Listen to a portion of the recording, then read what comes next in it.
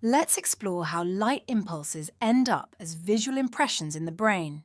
This happens through the eye. So let's see how an eye works. The ability to see is one of our most important senses. The primary function of the eye is to register light patterns and collaborate with the brain to convert light into images that we see and perceive.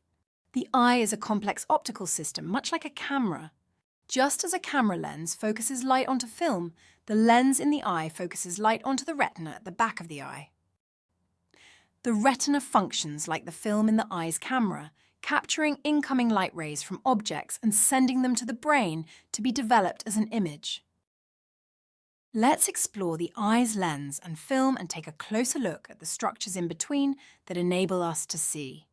The visual process begins when light rays are reflected from an object and enter the eye through the cornea, the clear dome-shaped front window of the eye.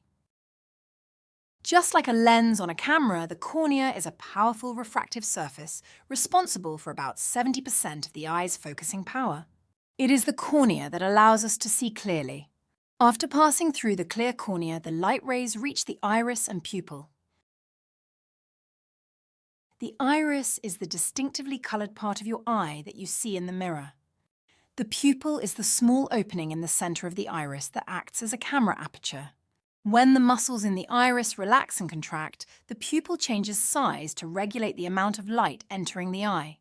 The more light your eye is exposed to, the smaller the pupil becomes. If there is low light, the pupil expands to let in more light. After passing through the pupil opening, the light rays reach the lens. This transparent, flexible structure uses small muscles and fibers to change its shape and thickness, allowing the eye to focus the light rays. This refractive ability enables us to switch our focus from objects nearby to those far away, and then back to nearby objects again. When the light rays leave the back of the lens, they continue through a gel-like substance in the center of the eye called the vitreous humor. The vitreous humor helps the eye maintain its spherical shape.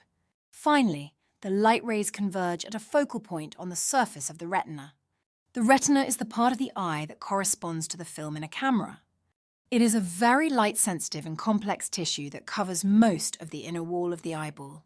It is filled with hundreds of millions of receptor cells that capture the light rays, convert them into electrical impulses, and send them through a complex network of nerve fibers to the optic nerve. Visit isoeas.com and find your new accurate eye chart.